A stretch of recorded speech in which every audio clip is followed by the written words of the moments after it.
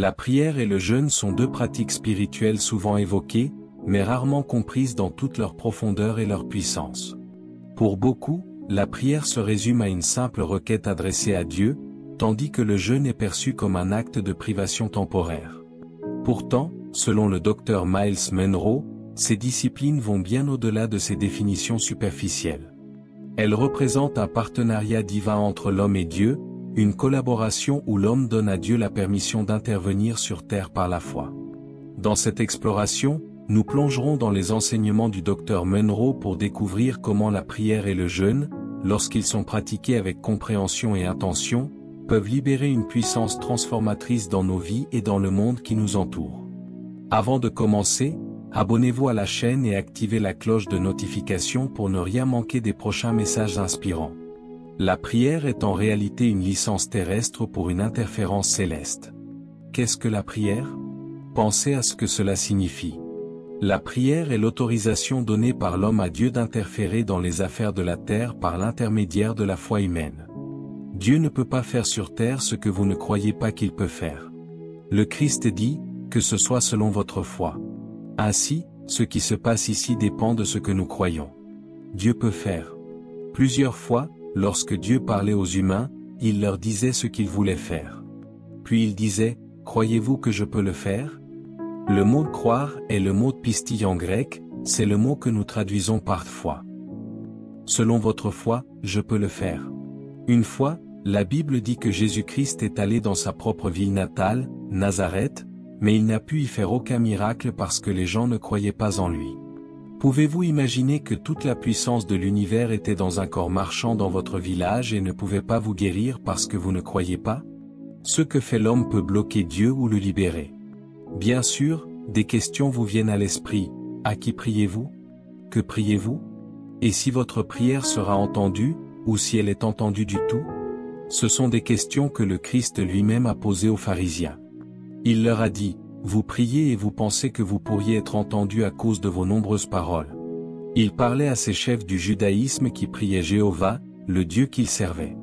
Mais il dit, « Vous pensez que vous serez entendus parce que vous priez ces longues prières. » En d'autres termes, vous pouvez même être un croyant en Jéhovah et ne toujours pas obtenir de réponse à vos prières. Les saints, appelés chrétiens, pouvaient prier et ne pas obtenir de réponse, parce qu'il a dit que vos nombreuses paroles ne garantissent pas de réponse à la prière. Encore une fois, nous apprenons dans cette consécration que la prière a très peu à voir avec la durée de vos prières. Les grands mots n'impressionnent pas Dieu. Donc, la prière est courante. La prière est le sujet le plus discuté, mais le moins pratiqué. Nous préférions chanter dans la chorale que prier. Nous préférions être un huissier à la porte plutôt que de passer du temps à prier. Nous préférions jouer du piano à l'église plutôt que de prier. Nous préférions travailler dans le service d'accueil ou travailler dans la crèche plutôt que de passer du temps à prier. En d'autres termes, nous préférions n'importe quelle autre activité, sauf, s'il vous plaît, ne nous dites pas de prier. Nous plaçons en quelque sorte la prière comme la chose que nous faisons une fois de temps en temps, quand quelqu'un nous fait sentir coupable à ce sujet. Mais j'espère que vous découvrirez que la prière n'est plus une option et que vous la verrez comme votre travail le plus important. Pourquoi les gens ne prient-ils pas? Voici ma réponse, à cause des résultats. Ils n'obtiennent pas de résultats. J'ai été élevé dans un environnement religieux, comme vous, et je me pose toujours cette question. Pourquoi, le dimanche matin, pour ceux qui adorent le dimanche, le bâtiment de l'église est rempli de monde, et si vous êtes un adorateur du sabbat, le samedi matin, le bâtiment de l'église est rempli de monde, mais la réunion de prière ne compte qu'environ 10 personnes. Question. Pourquoi? La réponse est, parce que les gens n'obtiennent pas de résultats. Je pense que je suis comme vous. Si vous continuez à faire quelque chose et que cela ne fonctionne pas, vous arrêtez de le faire. C'est logique, non?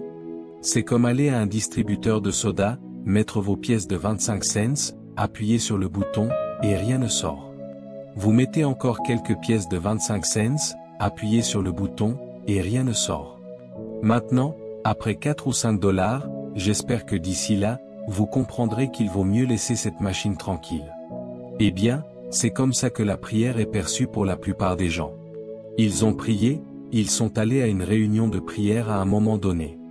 Vous savez, vous êtes un jeune chrétien, vous avez hâte d'aller à la réunion de prière, vous êtes excité, et puis vous finissez par comprendre pourquoi les autres ne sont pas là, parce que vous n'obtenez pas de réponse à vos prières.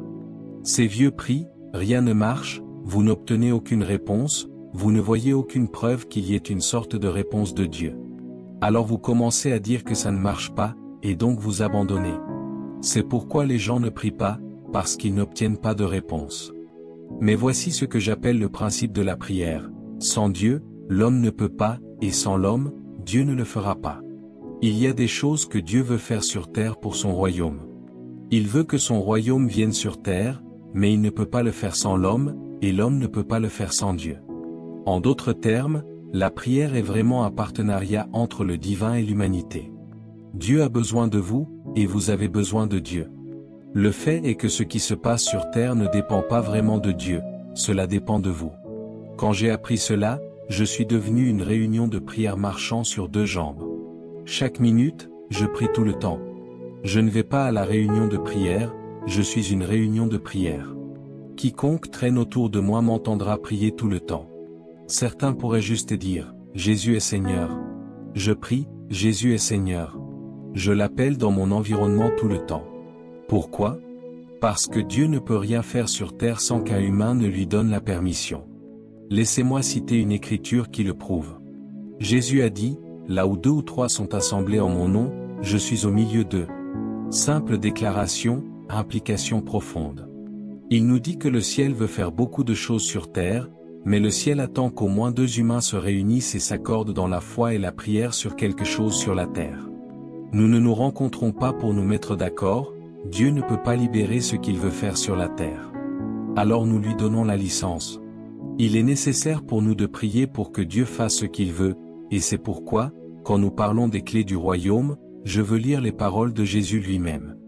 Le roi a dit ces paroles dans Matthieu 6h5. Christ, au début de son ministère, a établi cette priorité. Il a dit, et quand vous priez, c'est suffisant pour moi là. Tout le monde dit ensemble, et quand vous priez. Il n'a pas dit, si vous priez.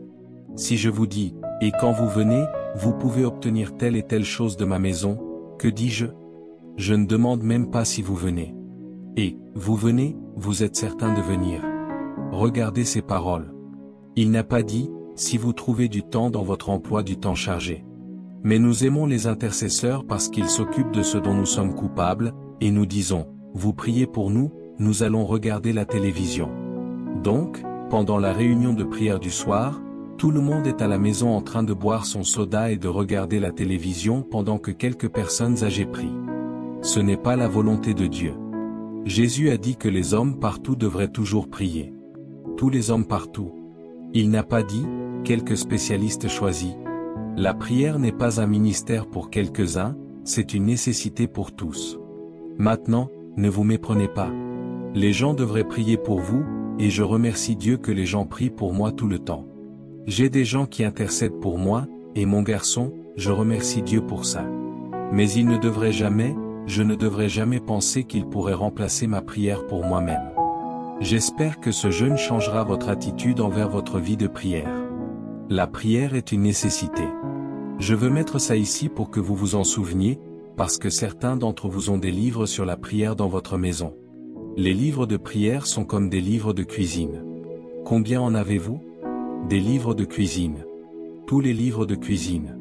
Laissez-moi voir les mains. Vous avez des livres de cuisine dans votre maison. Allez, soyez honnêtes. Dieu me regarde. Dites la vérité. D'accord, est-ce que vous les utilisez tous? Ne mentez pas. Vous ne les utilisez pas. Les livres de cuisine, de temps en temps, vous pourriez en ouvrir un pour trouver comment faire un cookie ou quelque chose. Maintenant, ces livres de cuisine sont dans votre maison depuis 10 ans, et dans ces livres se trouvent de puissantes recettes pour produire de beaux plats. Mais vous ne les utilisez pas. En d'autres termes, avoir une recette et faire un gâteau sont deux choses différentes. Étudier la prière et prier est différent. Avoir un bon livre de Finet dans votre maison, c'est bien, mais priez-vous? Charles Finet a prié. Oswald Chambers a écrit des livres puissants sur la prière. Avez-vous prié? Ne mettez pas son livre sur votre table basse pour que les gens puissent voir votre beau livre de prière et penser que vous êtes spirituel. Les livres de prière sont pour prier. Vous apprenez à prier. Ne lisez pas seulement à propos de la prière. Priez. N'écoutez pas seulement les histoires des autres sur la prière. Priez. C'est ce qu'il attend. Qu'est-ce que la prière? Nous traiterons de cela un peu plus tard en détail, mais je veux vous donner la définition avant de partir. Le mot prière est le mot pétition. La prière ne demande rien.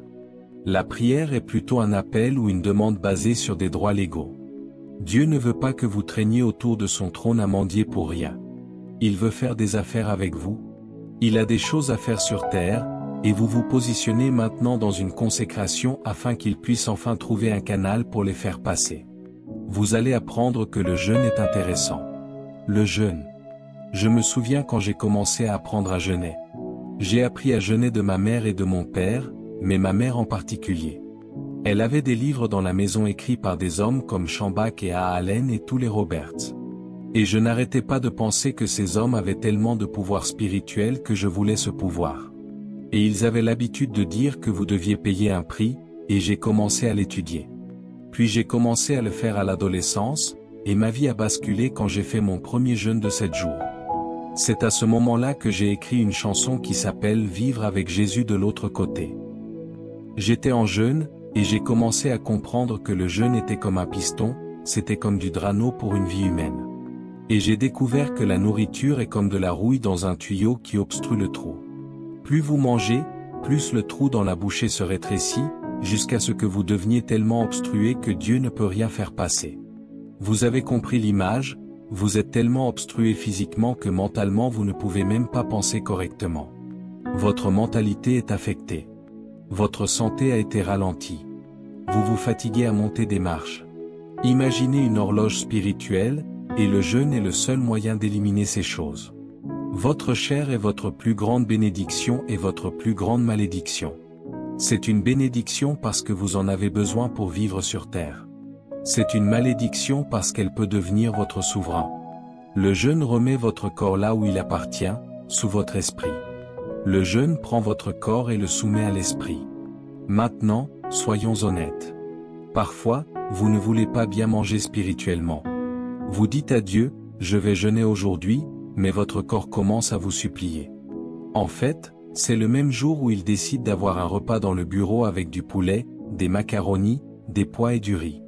Et tout d'un coup, votre corps attrape votre esprit, le claque, se tient dessus et dit, nous allons manger aujourd'hui? Et tous les gens dans les saints disent, Amen. Vous vous abandonnez à votre chair. Le jeûne remet tout en ordre. La prière est que vous pétitionnez Dieu sur la base de vos droits en tant que citoyen. La meilleure façon de décrire Dieu et votre vie dans un jeûne est avant de jeûner ou de vivre une vie de jeûne. C'est presque comme un grand réservoir avec 50 000 gallons d'eau dedans, et un petit tuyau est branché dessus. Un petit tuyau de 2 pouces pour ce grand réservoir. La quantité d'eau disponible est de 50 000 gallons, mais la quantité qui peut s'écouler à travers votre petit tuyau est 1/10 de gallon. La quantité disponible ne change pas, mais la quantité qui s'écoule à travers le tuyau dépend de la taille du tuyau. Dieu a toujours 50 000 gallons prêts à faire des choses, mais il ne trouve pas de tuyau pour se connecter. Assez grand. Et la plupart des tuyaux qui y sont raccordés sont tous obstrués par de la nourriture, du péché, de la paresse, de la paix. Bonté de la paix, Jésus, aide-moi avec du bœuf salé dedans. Je me sens énervé là. C'est ton dernier tour, tu ferais mieux d'en profiter maintenant. Dieu est prêt à travailler à tout moment, mais il continue à se heurter à ces tuyaux qui sont si petits, obstrués et qui font beaucoup de bruit. Vous savez, ils crient, prétendent, confessent, Dieu a dit, mais vous êtes bouchés. Le Seigneur peut tout faire, ouais, mais rien que ce petit trou que vous avez. Vous n'avez pas une vie de jeûne. Le jeûne est l'aspect le plus important de la prière. Savez-vous à quel point la criminalité est compliquée, les foyers brisés et les abus? Ce sont de gros problèmes, et vous venez à Dieu avec un petit tuyau. Je veux que tu guérisses la nation, s'il te plaît. Dieu a dit, le truc dont j'ai besoin pour guérir ta nation, ce tuyau ne fonctionnera pas. Alors, qu'est-ce que Dieu dit? Si mon peuple, qui prétend être appelé par mon nom, s'humilie? D'accord, écrivez le mot humble dans mon livre. J'en parle. Le mot humble. Humble signifie jeûner. La traduction en anglais n'était pas une bonne traduction. Cela signifie, humble signifie jeûner et prier. Si vous voulez que Dieu guérisse un gros problème, il a besoin d'un gros tuyau. Le démon qui était dans ce garçon devait être légion, car ils ont prié pour ce petit garçon. Rappelez-vous, ils ont prié tout l'après-midi, et le démon ne voulait pas sortir. Et quand Christ est descendu de la montagne, il est sorti en quelques secondes.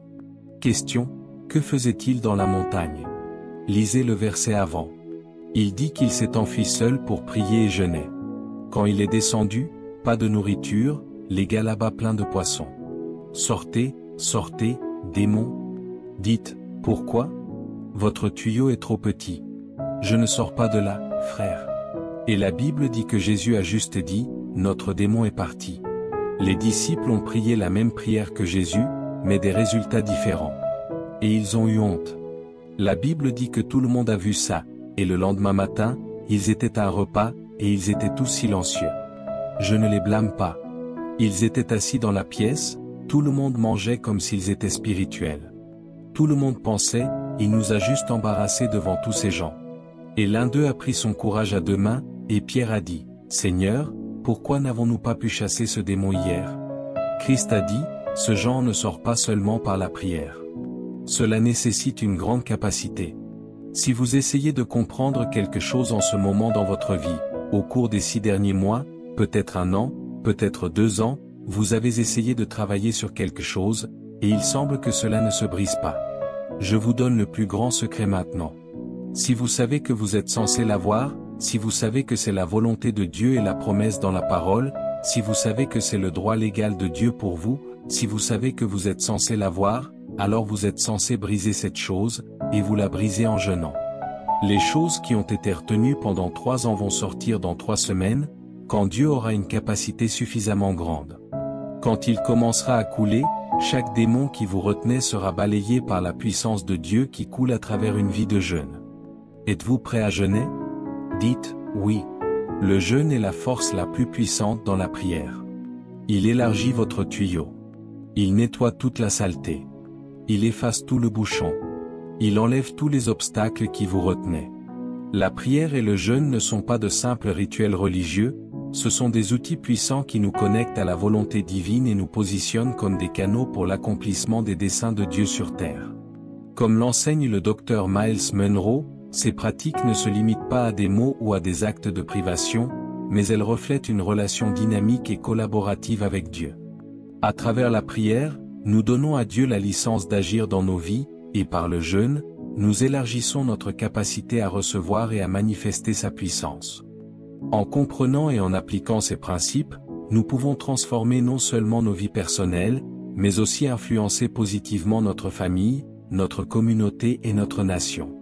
La prière et le jeûne ne sont pas des options, mais des nécessités pour ceux qui aspirent à vivre une vie pleinement alignée avec le plan divin.